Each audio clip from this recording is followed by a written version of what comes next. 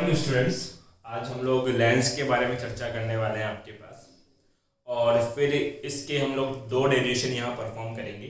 एक होगा लेंस सूत्र और दूसरा होगा आपके पास बेटा लेंस मेकर सूत्र आपके पास। और अगर आपने राजस्थान बोर्ड का ब्लूप्रिंट देखा हो तो वहाँ पे जो लेंस मेकर सूत्र है वो 4 नंबर में आपके पास पूछा गया है। तो ध्यान देना, इंपॉर्टेंट है आपका टॉपिक। सबसे पहले लेंस, जैसे कि आप 10th क्लास में पढ़ के आए हो कि दो वक्रीय सतह, और वो भी वक्रीय कौन सी बेटा, पारदर्शी। दो वक्रीय हो सकती है या एक वक्र और एक कैसी हो सकती है बेटा, समतल आपके पास। इस प्रकार का जो पारदर्शी संरचना आप निर्माण करोगे उस संरचना को क्या नाम देते हैं बेटा, लेंस। तो लेंस क्या है, दो अपवर्तक पृष्ठ जिनके वक्र अथवा एक वक्र या एक समतल के बीच स्थित पारदर्शी माध्यम, और वो माध्यम कौन हो सकता है, कांच को क्या कहा जाता है बेटा, लेंस। अब ये जो लेंस है वो मूल रूप से कितने प्रकार के होते हैं, दो। एक होता है उत्तल लेंस, दूसरा होता है आपके पास अवतल लेंस। अब उत्तल लेंस कैसे होते हैं बेटा, उनकी परिभाषाओं पे ध्यान देना, और आपने 10th में भी यही पढ़ा होगा। एक ऐसा लेंस जो किनारों से क्या हो, पतला, व मध्य भाग से क्या हो, मोटा, तथा जो किरणें इस मुख्य लेंस के क्या आएगी बेटा, आपके पास अक्ष के समांतर आएगी। इन किरणों को एक बिंदु पे ये क्या कर देगा, केंद्रित। एक बिंदु पे केंद्रित करने की इसकी ये जो गुण है इसको बोलते हैं बेटा अभिसारी। क्या बोलते हैं बेटा, अभिसारी आपके पास। तो ऐसे प्रकृति के लेंस को क्या नाम देते हैं, उत्तल लेंस। बात करते हैं अवतल लेंस। अवतल लेंस की परिभाषा आपने क्या पढ़ी थी, एक ऐसा लेंस जो किनारों से क्या हो, मोटा, बीच से क्या हो, पतला, और जिसके किरणें जो है वो मुख्य अक्ष से क्या आती हो, समांतर, और अपवर्तन के पश्चात ये इन किरणों को क्या करता हो, फैला देता हो, अर्थात इसका फैलाने का गुण क्या कहलाता है, अपसारी। तो इस प्रकार के लेंस को क्या नाम देते हैं बेटा, अवतल लेंस कहा जाता है। ध्यान दीजिए, हमारे पूरे सिलेबस के अंदर हम जो चर्चा करने वाले हैं केवल अभिसारी लेंस के ऊपर चर्चा करेंगे। आपके पास उत्तल लेंस के बारे में बात करेंगे। अवतल लेंस का आपका ना तो कोई न्यूमेरिकल है और ना ही कोई डेरिवेशन आपके पास है। तो ये तो हो गया बेटा लेंस के बारे में छोटी सी इंफॉर्मेशन। अब हम उत्पत्ति करते हैं बेटा लेंस सूत्र की। जैसे 10th क्लास में आपने पढ़ा होगा कि जो लेंस सूत्र होता है वो कितना होता है, 1/f बराबर 1/v माइनस का 1/u। तो इस सूत्र की उत्पत्ति कैसे की जाती है उस बात पे ध्यान दें आपके पास। तो मैं बनाने जा रहा हूं बेटा लेंस सूत्र आपके पास। यहाँ पे लेंस सूत्र बनाने के लिए आपको किसकी आवश्यकता पड़ेगी, एक उत्तल लेंस की। ये उत्तल लेंस, और ये क्या है बेटा आपका मुख्य अक्ष। ये हो गया मुख्य अक्ष, ठीक है। यहाँ पे एक वस्तु रखिए ए और बी, ये मेरा क्या बनेगा बेटा, बिंब। यदि मुझे इसका क्या बनाना है, प्रतिबिंब, तो कम से कम कितनी अपवर्तित किरणों की आवश्यकता पड़ेगी, 2। इसका ये मध्य बिंदु क्या कहलाता है बेटा, प्रकाशिक केंद्र। इसके प्रतिबिंब के निर्माण के लिए एक किरण मुख्य अक्ष के क्या आती है बेटा, समांतर, और एक किरण कहां से गुजरती है सर, प्रकाशिक केंद्र से। जो किरण लेंस के प्रकाशिक केंद्र से गुजरती है वो अपने पथ से विचलित नहीं होती। जो किरण मुख्य अक्ष के क्या है, ये समांतर, ये इसको क्या करेगा, अभिसारित कर देगा, इकट्ठा करेगा, और कहां से गुजारेगा बेटा, फोकस से। अपवर्तन के पश्चात ये दोनों किरणें एक दूसरे को जिस बिंदु पर प्रतिच्छेदित करेगी वहां पे प्रतिबिंब का निर्माण होगा a' तथा b' आपके पास। ध्यान दीजिए बेटा, यहाँ पे आप लोग, ये प्रकाशिक केंद्र है और ये वस्तु है, यह बिंब है मेरा ये, और ये मेरा क्या है, प्रतिबिंब आपके पास। जब आप प्रकाशिक केंद्र से बिंब की ओर जाते हैं तो इस आपतित किरण के विपरीत दिशा में जा रहे हैं, इसलिए चिन्ह कैसा आएगा, माइनस का। प्रकाशिक केंद्र से फोकस तक जाएंगे तो ये दूरी कितनी लिखी जाएगी बेटा, प्लस का f, और प्रकाशिक केंद्र से प्रतिबिंब तक जाएंगे तो ये दूरी कितनी लिखेंगे बेटा आपके पास, प्लस का v। यहाँ पे मैं कुछ प्रकाशिक दूरियां लिख रहा हूं, प्रकाशिक दूरियां जो आगे काम में आएगी। जिससे प्रकाशिक दूरी है ओ ए, ओ से ए, जिसका मान कितना है माइनस का यू। इसी प्रकार से एक प्रकाशिक दूरी कितनी ओ एफ, कितनी है बेटा ओ एफ, जिसका मान कितना है प्लस का एफ। एक प्रकाशिक दूरी है बेटा ओ ए डैश, ओ ए डैश, ओ ए डैश, जिसका मान कितना है सर ए डैश आपके पास नहीं वी है, ठीक है। साथ ही एक दूरी मुझे इसकी भी आवश्यकता पड़ने वाली है बाद में, तो ये दूरी मैं कैसे निकाल सकता हूँ? अगर इस कुल दूरी में से इस दूरी को घटा दिया जाए तो ये बच जाएगा आपके पास। अरे ये टोटल है, इसमें से ये घटा दूं मतलब हटा दूं तो ये बचेगा ना आपके पास। तो ये कितना है टोटल ओ ए डैश, कितना है सर ओ ए डैश में से किसको निकाल दो ओ एफ को, ओ एफ को, तो कौन बच जाता है सर आपके पास एफ ए डैश। ध्यान दो ओ ए डैश का मान दे रखा है कितना वी, ओ एफ का मान दे रखा है कितना एफ, अर्थात एफ ए डैश का मान कितना है वी माइनस एफ। मुझे एक छोटी सी बात समझाओ, इस पॉइंट को लिख लेता हूं डी। ये रेखा और ये रेखा, ये किरणें एक दूसरे के क्या है समांतर है, और आपको पता है समांतर किरणों के बीच की जो चौड़ाई है वो बराबर होती है, अर्थात जितना चौड़ाई ए बी है उतना ही चौड़ा ओ डी आपके पास होगा। तो मैं क्या लिख सकता हूं ए बी किसके बराबर होगा ओ डी के।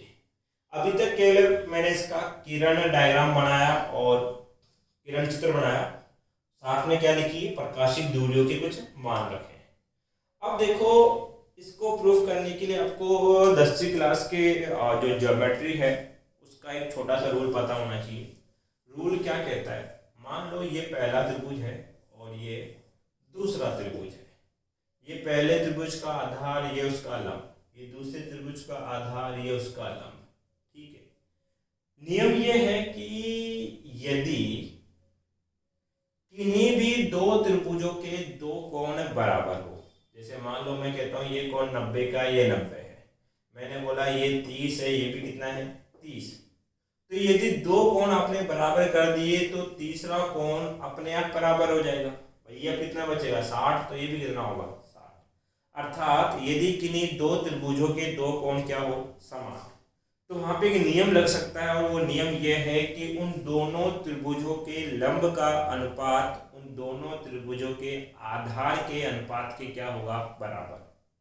अर्थात पहला त्रिभुज कौन है सर ये, इसका लंब कितना L1, दूसरे त्रिभुज का लंब कितना L2, इन दोनों त्रिभुजों के लंब का अनुपात क्या होगा बराबर होगा दोनों त्रिभुजों के आधार के अनुपात के। पहला त्रिभुज का आधार A1, दूसरे का आधार कितना A2। लेकिन लगाते समय याद रखना, अगर ऊपर पहले का लंब है तो इधर बराबर में भी पहले का क्या आएगा बेटा आधार। ये प्रॉपर्टी यहां मैं 2 बार अप्लाई करूंगा और आपका लेंस सूत्र बन जाएगा आपके पास।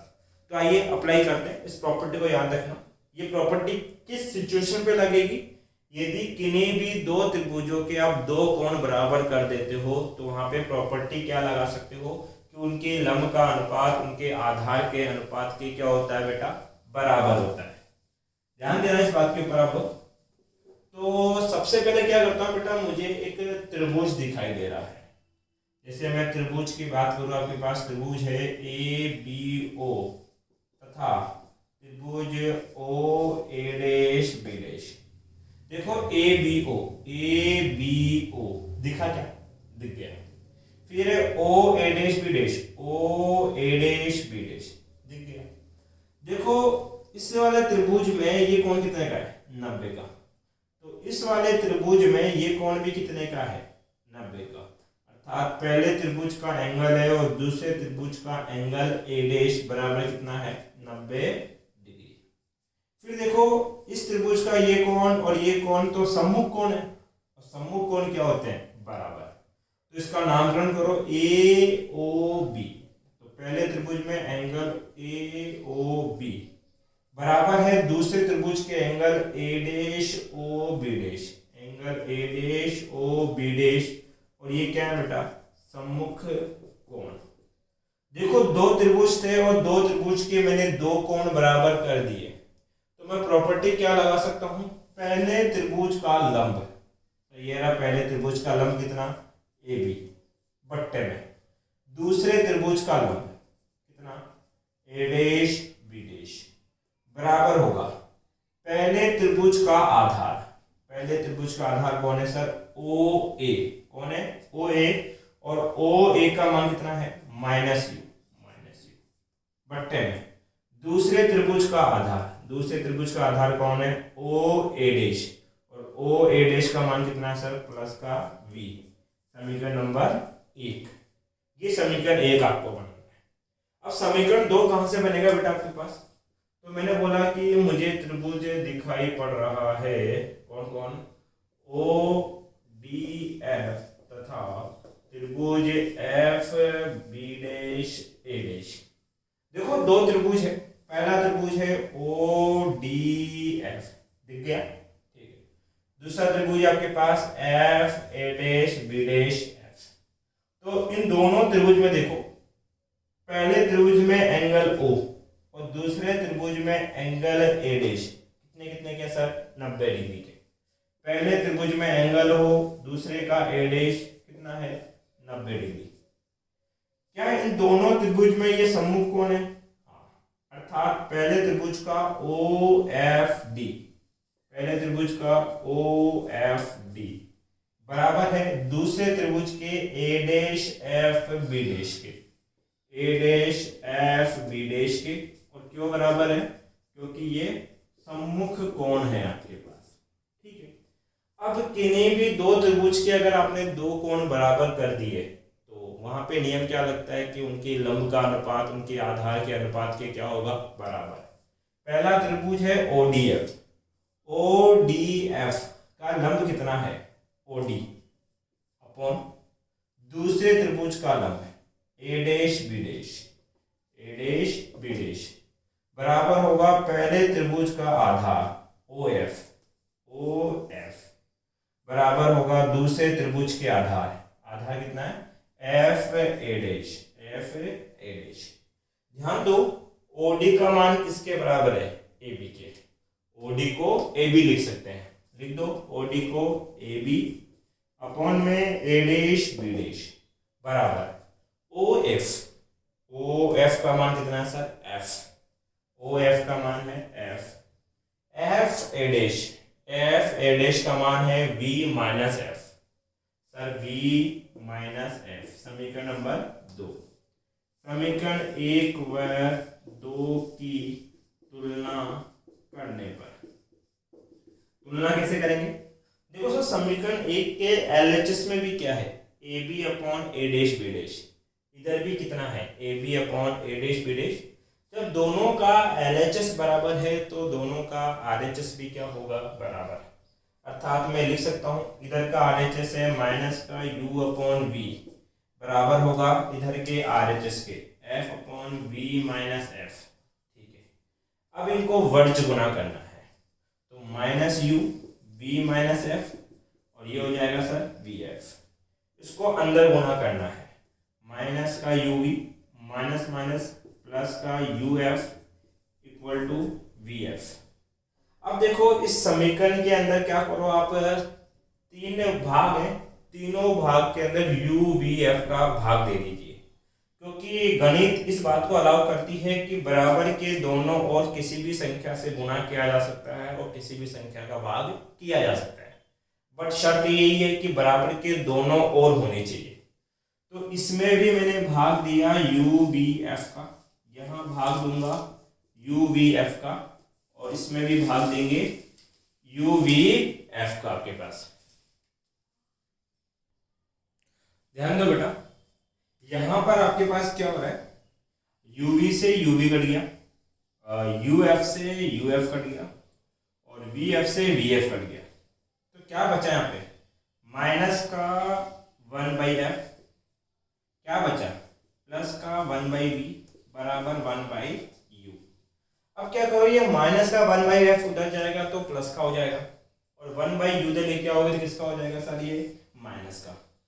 सूत्र हो जाएगा 1/v minus 1/u equal to 1/f, और यही क्या कहलाता है बेटा, लेंस सूत्र।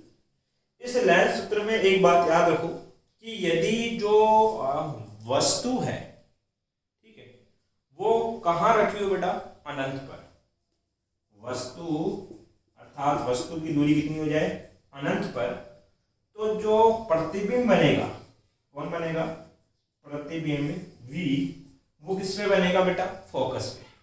देखो u का मान कितना कर देंगे, अनंत, 1/अनंत कितना होता है, 0, ये 0 हो गया, क्या बचेगा, 1/v बराबर 1/f, 1/v बराबर 1/f।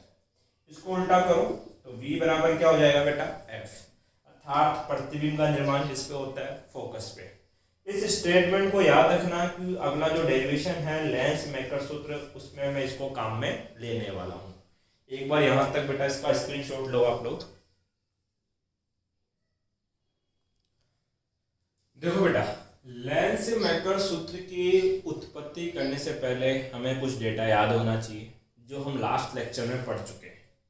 हमने एक बात पढ़ी थी कि जब हमारी किरण जो है वो n1 माध्यम से कहाँ जाती है, n2 माध्यम में, तो गोलीय पृष्ठ से अपवर्तन का सूत्र क्या था बेटा, n2/v माइनस n1/u बराबर n2 माइनस n1 में r, ठीक है। फिर हमने क्या पढ़ा था कि जब किरण जो है वो n2 माध्यम से कहाँ आती है, n1 में, तो मैंने सूत्र बनाना बताया था कि n2 की जगह n1 लिख देंगे और n1 की जगह क्या लिख दिया जाएगा बेटा, n2। अब सूत्र हो जाएगा n1/v माइनस n2/u बराबर n1 माइनस n2 में क्या, r।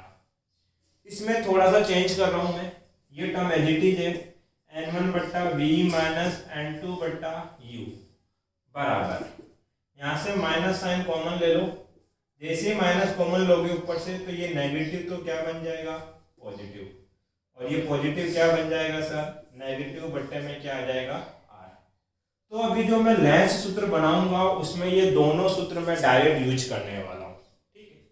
अब देखिए कि जब लेंस मेकर सूत्र में हम इन दोनों सूत्रों को डायरेक्ट यूज करते हैं, दोनों सूत्रों को क्या करते हैं बेटा, डायरेक्ट यूज करते हैं, तो इन सूत्रों के निर्माण के समय मैंने u, v और r इन तीनों के चिन्ह ले लिए थे। जिनको पॉजिटिव बनना है वो पॉजिटिव थे, जिनको नेगेटिव लगाना था वहां नेगेटिव लगा चुका था। इसलिए जब दोबारा इन सूत्रों को मैं डेरिवेशन में काम में लूंगा तो मैं चिन्ह परिपाटी अप्लाई नहीं करने वाला आपके पास। तो इसमें इस बात का ध्यान रखें, बच्चा क्या करता है, इन सूत्रों को दोबारा यूज में लेता है और चिन्ह परिपाटी लगा देता है, तो उसके सूत्र की उत्पत्ति कभी नहीं होती। सबसे पहले इसका नाम समझो, नाम क्या है बेटा, लेंस मेकर सूत्र। अब ये लेंस मेकर सूत्र बनाया क्यों गया, ध्यान दीजिए। जैसे कि मैं आपके पास जो है वो अफ्तर लेंस पहनता हूँ, मैं ये पहन रहा हूँ मेरी 8th 9th क्लास से आपके पास। तो लेंस जब पहली बार किसी के चश्मा चढ़ता है तो वो बंदा जो है कहाँ जाता है बेटा, आपके पास डॉक्टर के पास। डॉक्टर उसके आई को चेक करता है और चेक करके बताता है कि भैया आपको इतने फोकल नंबर का चश्मा पहनना है। तो डॉक्टर वहाँ चश्मा बना के नहीं देता, वो केवल एक नंबर देता है आपको, बोले इस नंबर का चश्मा पहनना है आपको। आप क्या करते हो, उस चश्मे के नंबर की पर्ची किसी लेंस बनाने वाले या चश्मा बनाने वाली दुकान के पास लेके जाते हो और फिर वो बंदा जो है कि आपको वो चश्मा बना के देता है। तो एक्चुअली में क्या है कि एक संबंध चाहिए, जैसे कि आपने क्या दिया, उसको एक फोकस नंबर दिया, तो उसका लेंस मेकर सूत्र होता है n21 minus 1 1/r1 minus 1/r2। ध्यान दीजिए यहाँ पे आपके पास कि जब वो लेंस बनाएगा तो आपने कई लोगों को देखा होगा, कुछ ऐसे होते हैं जो बड़ा लेंस पहनते हैं, इतना मोटा फ्रेम पहनते हैं, कुछ बहुत पतला फ्रेम पहनते हैं। तो किसी के फ्रेम का आकार बड़ा है, किसी के फ्रेम का आकार छोटा है। तो जब फ्रेम का आकार बड़ा होगा तो त्रिज्या भी बड़ी चाहिए, फ्रेम का आकार छोटा है तो उस लेंस की त्रिज्या भी क्या चाहिए, छोटी। फिर कुछ ऐसे होते हैं जो 250 रुपये का लेंस पहनते हैं, मतलब उनकी कांच की क्वालिटी इतनी अच्छी नहीं होती। कुछ ऐसे होते हैं जो 2500 का लेंस पहनते हैं, उनका कांच का क्वालिटी अलग होता है। अर्थात कांच का अपवर्तनांक भी अलग अलग होता है, तो ये अपवर्तनांक है। अर्थात जो लेंस बनाने वाला बंदा है उसके साथ दो वेरिएबल चलते हैं, एक तो उसको अलग अलग त्रिज्याएं चाहिए होती है और एक अलग अलग कांच का क्या पता होना चाहिए, अपवर्तनांक। तो उसको एक ऐसे सूत्र की आवश्यकता पड़ती है जिसके अंदर लेंस की फोकस दूरी एक तो अपवर्तनांक पर निर्भर करे और एक उनकी त्रिज्याओं पे निर्भर करे। इस प्रकार के सूत्र को क्या नाम दिया जाता है बेटा, लेंस मेकर सूत्र। ये सहायता करेगा लेंस बनाने वाले, जो चश्मा बनाने वाले होते हैं उन लोगों की आपके पास। अब इस सूत्र की उत्पत्ति कैसे होती है वो आपको हम सिखाने वाले हैं। देखो, सूत्र की उत्पत्ति करने के लिए बड़ा ध्यान से समझना रे डायग्राम को। इसमें क्या होता है बेटा, एक उत्तल लेंस होता है। ये मेरा हो गया क्या, उत्तल, अरे यार वक्र पृष्ठ बन जा भैया, ये है मेरा क्या, उत्तल लेंस। ये उत्तल लेंस और ये इसका क्या हो गया बेटा, क्या, मुख्य अक्ष। ठीक है, ध्यान देना, ये उत्तल लेंस के पास कितने वक्रीय पृष्ठ हैं, दो। एक है ए बी सी, इस वाले पृष्ठ की बात करो। इस पृष्ठ को नाम दे दो S1, सरफेस S1। एक और पृष्ठ है बेटा आपके पास, कौन, ए, यहां बिंदु दे दो बी डैश और सी, ये द्वितीय पृष्ठ है S2। ये जो पहला पृष्ठ है किसी गोले का हिस्सा होगा, उसका गोला इस ओर होगा, तो उसका वक्रता केंद्र कितना, C1। ये दूसरा पृष्ठ है तो इसका गोला इस ओर होगा, इसका वक्रता केंद्र क्या मान लिया, C2। और ये जो दोनों पृष्ठ हैं ये अलग अलग त्रिज्याओं के हैं, इसलिए इनके वक्रता केंद्र एक का C1 है, दूसरे का क्या है, C2। इसका यहां मैं प्रकाशीय केंद्र मान लेता हूं कितना बेटा, O। हमने क्या किया बेटा, इसके वक्रता केंद्र के पीछे एक बिंब रखा O डैश। ये मेरा क्या है सर, बिंब। यहां कौन है, हवा। ये कौन है बेटा आपके पास, कांच। तो ये तो हो गया कौन सा माध्यम, विरल माध्यम। और ये क्या हो गया बेटा आपका, सघन माध्यम। इस हवा का अपवर्तनांक मान लेता हूं आपके पास N1, ये N1। और इस कांच का अपवर्तनांक मान लेता हूं कितना बेटा, N2 आपके पास।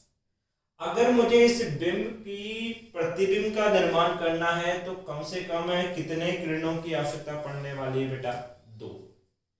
एक किरण जो है बेटा आपके पास वो मुख्य अक्ष के ऊपर आपतित होती है।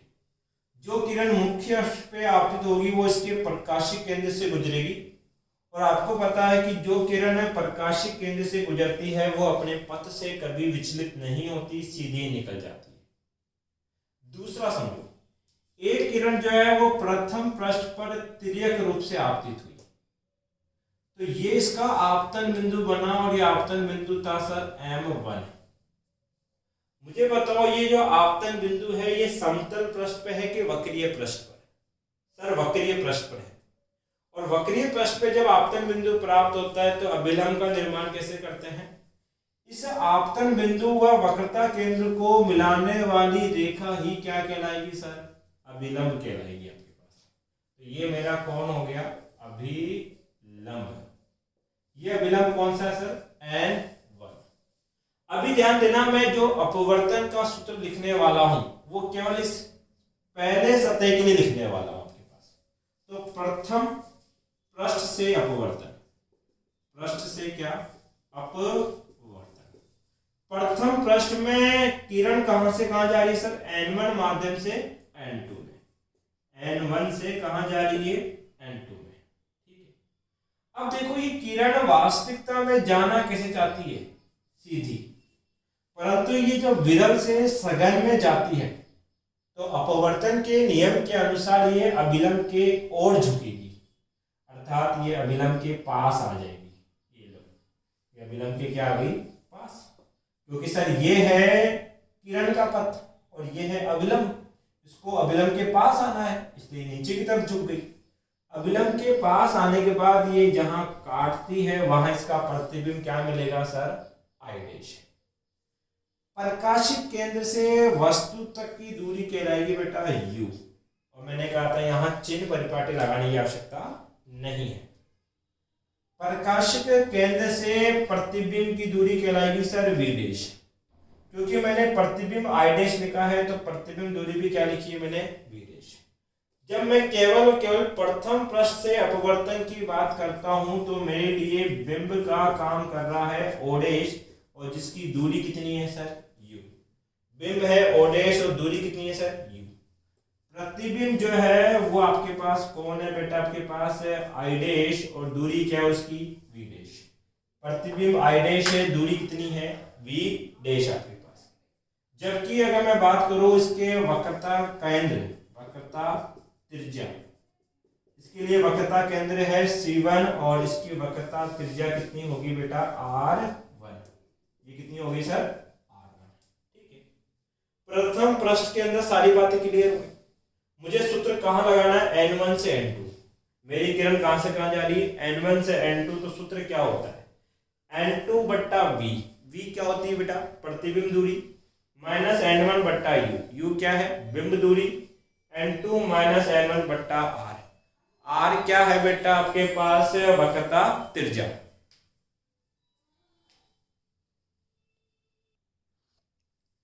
ध्यान दे बेटा, प्रथम पृष्ठ की मैं बात कर रहा हूं तो प्रथम पृष्ठ में क्या होता है बेटा, सूत्र लगता है N2 बट्टा V माइनस N1 बट्टा U बराबर N2 माइनस N1 बट्टे में R। तो इस सूत्र को यहां लगाओ आपके पास, तो सूत्र क्या बनेगा, N2 बट्टा V। V क्या होती है बेटा, प्रतिबिंब, और हमारे लिए प्रतिबिंब कौन है बेटा v डैश, माइनस N1 बट्टा U। U क्या होता है, बिंब, और बिंब दूरी कितनी है U बराबर N2 माइनस N1 बट्टे में R। वक्रता त्रिज्या कितनी है बेटा R1। समीकरण नंबर 1। तो आपको दो ही समीकरण बनाने हैं यहाँ पे, एक समीकरण बनाना है प्रथम पृष्ठ से और दूसरा समीकरण बनाना है बेटा द्वितीय पृष्ठ से। अब क्या लिखेंगे सर हम लोग, द्वितीय पृष्ठ से अपवर्तन। ध्यान दो, द्वितीय पृष्ठ की बात करूं तो यहां पे बातें समझने लायक है। प्रथम पृष्ठ से जो अपवर्तित किरण है वो द्वितीय पृष्ठ के लिए आपतित किरण का काम करती है, अर्थात ये मेरे लिए क्या है, आपतित किरण, और द्वितीय पृष्ठ पर ये क्या है, आपतन बिंदु, जिसको मैंने क्या बोल दिया M2। अब ध्यान दीजिए, ये आपतन बिंदु M2 जो है वो वक्रीय पृष्ठ का हिस्सा है, इसलिए जो अभिलंब होगा वो इसके वक्रता केंद्र व आपके पास जो आपतन बिंदु है उसको मिलाने वाली रेखा से बनाया जाएगा। ये द्वितीय पृष्ठ का क्या है बेटा, अभिलंब, इसको क्या बोलेंगे N2। ध्यान देना, यहाँ पे कुछ बातें समझा रहा हूं मैं आपके पास। द्वितीय पृष्ठ का जो प्रथम पृष्ठ की जो अपवर्तित किरण है वो द्वितीय पृष्ठ के लिए किसका काम कर रही है बेटा, आपतित किरण का। बताओ ये किरण कौन से माध्यम में है सर, सघन में। जाना किसमें चाहती है, विरल में। आपको पता है कि अपवर्तन की घटना क्या कहती है, जब किरण सघन से विरल में जाती है तो अभिलंब से दूर हटती है। देखो ये अभिलंब है और ये किरण का पथ है, अगर ये ऊपर गई तो अभिलंब के क्या हो जाएगी, दूर हटने का मतलब इसको कहां आना पड़ेगा सर, नीचे। तो ये ऐसे नीचे की ओर झुक जाती है। तो अपवर्तन के पश्चात जहां काटेगी वहां पे अंतिम प्रतिबिंब प्राप्त होगा कितना, I। ये अंतिम प्रतिबिंब है और इसकी दूरी क्या लिखेंगे बेटा आप लोग, V। द्वितीय पृष्ठ के लिए ये क्या है, वक्रता केंद्र, और वक्रता केंद्र की दूरी कितनी होगी सर आपके पास R2। तो अगर मैं द्वितीय पृष्ठ की बात करूं जहां किरण N2 से किसमें जा रही है, N1 में। जब किरण N2 से N1 में जा रही है तो आपकी जो वस्तु है उसकी तो बाद में बात करेंगे, सबसे पहले प्रतिबिंब की बात कर लेते हैं। प्रतिबिंब का काम कौन कर रहा है आपके पास, V कर रहा है, यहाँ पे I, और उसकी दूरी कितनी है सर, V। वक्रता केंद्र या वक्रता त्रिज्या का काम कर रहा है C2, और जिसकी त्रिज्या कितनी है बेटा आपके पास R2 आपके पास है। एक छोटा सा कंसेप्ट देता हूं, ध्यान दो। किसी भी पृष्ठ पे आपतित किरण को पीछे की ओर बढ़ाने पर मुख्य अक्ष को जहां काटती है वहां उस पृष्ठ का बिंब रखा होता है या वस्तु रखी होती है। क्या बात बोली मैंने, समझाता हूं। ये पहला पृष्ठ है, इस पहले पृष्ठ पे ये क्या बेटा, आपतित किरण, इस आपतित किरण को पीछे की ओर बढ़ाने पे इसने मुख्य अक्ष को जहां काटा वहां इस पृष्ठ का क्या रखा था, बिंब। अब दूसरे पृष्ठ की बात करते हैं। सर ये दूसरा पृष्ठ है, ये दूसरे पृष्ठ की क्या है, आपतित किरण। इसको पीछे की ओर बढ़ाऊंगा तो बताओ मुख्य अक्ष को कहीं काट सकती है क्या, नहीं। अर्थात द्वितीय पृष्ठ के लिए इसका बिंब इधर नहीं है। इस आपतित किरण को आगे बढ़ा के देखो तो इसने यहां काटा, अर्थात द्वितीय पृष्ठ के लिए किसका काम कर रहा है, बिंब का काम, वस्तु का काम। वस्तु का काम कौन कर रहा है सर, आई डैश। और आई डैश की दूरी कितनी है सर, वी डैश। अर्थात द्वितीय पृष्ठ में एक बात लिखनी पड़ेगी कि प्रथम पृष्ठ का प्रतिबिंब द्वितीय पृष्ठ के लिए बिंब का कार्य करता है। क्या लिखोगे, प्रथम पृष्ठ का प्रतिबिंब द्वितीय पृष्ठ के लिए बिंब का कार्य करता है, बिंब का कार्य करता है। अगर ऐसा है आपके पास तो हमें वस्तु पता है, प्रतिबिंब पता है, वक्रता केंद्र पता है, और हमें पता है कि किरण कहां से कहां जा रही है, N2 से N1 में। जब किरण N2 से N1 में जाती है तो सूत्र ये लगाएंगे आप लोग, सूत्र अप्लाई करें, N1 बट्टा V। V क्या है बेटा आपके पास, प्रतिबिंब दूरी, और प्रतिबिंब दूरी हमारे पास भी कितनी है, V, माइनस N2 बट्टा U। U है वस्तु की दूरी जो कितनी है, V डैश, बराबर आपके पास माइनस माइनस साइन आपके पास N2 माइनस N1 बट्टा वक्रता त्रिज्या कितनी है, R2। ये बन गया समीकरण नंबर 2। ध्यान दीजिए, अब लेंस सूत्र बनाने के लिए आपको क्या करना पड़ेगा, इन दोनों समीकरणों को जोड़ देना है। तो समीकरण 1 व 2 को जोड़ने पर समीकरण 1 प्लस 2 जोड़ेंगे कैसे, LHS में LHS को और RHS में RHS को। इधर कितना है बेटा, N2 बट्टा V डैश माइनस N1 बट्टा U प्लस इधर है N1 बट्टा V माइनस N2 बट्टा V डैश। इधर कितना है बेटा आपके पास, N2 माइनस N1 बट्टा R1, और ये माइनस साइन के साथ है, माइनस N2 माइनस N1 बट्टे में क्या, R2। देखो ये चीज पॉजिटिव और नेगेटिव कट गया, N1 दोनों में कॉमन है, कॉमन ले लो, ये हो जाएगा 1 बट्टा V माइनस 1 बट्टा U बराबर, यहाँ पे देखो N2 minus N1, N2 minus N1 दोनों में कॉमन है, तो यहाँ क्या बचेगा, 1 बट्टा R1 माइनस 1 बट्टा R2। अब ये जो N1 यहाँ गुणा में है, एक बार इसके भाग में रख देंगे और एक बार इसके भाग में, तो ये हो जाएगा 1 बट्टा V माइनस 1 बट्टा U, N2 बट्टा N1 माइनस N1 बट्टा N1, 1 बट्टा R1 माइनस 1 बट्टा R2। ध्यान दीजिए यहाँ पे बेटा आपके पास यदि वस्तु अनंत पर हो, अर्थात U बराबर कितना, अनंत, तो प्रतिबिंब कहाँ बेटा, प्रतिबिंब फोकस पर बनता है, अर्थात V किसके बराबर होता है, F का। U का मान अनंत रखो, ये टर्म तो 0 होगी, तो इसकी V की जगह क्या रख देंगे सर, F, 1 बट्टा F बराबर, इसको लिख सकते हैं N21, माध्यम 2 का माध्यम 1 के सापेक्ष अपवर्तनांक, N1 बट्टा N1 माइनस 1 हो गया, 1 बट्टा R1 माइनस 1 बट्टा R2। ये जो सूत्र निकल के आया इसको बोलते हैं बेटा क्या, लेंस मेकर सूत्र।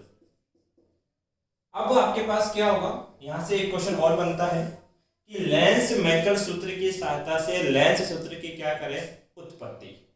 तो उसके लिए क्या करना है बेटा, इसको समीकरण A बना देना, इसको समीकरण B बना देना, समीकरण 1 व B की तुलना करने पर, जब A और B की आप क्या करोगे बेटा, तुलना करोगे, तो देखो ये पार्ट तो दोनों में कॉमन है, जब इनके RHS बराबर है तो इनके RHS भी क्या होंगे बेटा, बराबर, अर्थात 1 बट्टा F बराबर होगा 1 बट्टा V माइनस 1 बट्टा U। ये आपका हो गया बेटा लेंस सूत्र। किसके सहायता से? लेंस मेकर की सहायता से। आज का वीडियो यहीं खत्म होता है। वीडियो पसंद आए वीडियो को लाइक करें, सब्सक्राइब करें और चैनल को शेयर करें फ्रेंड्स सर्कल में बेटा।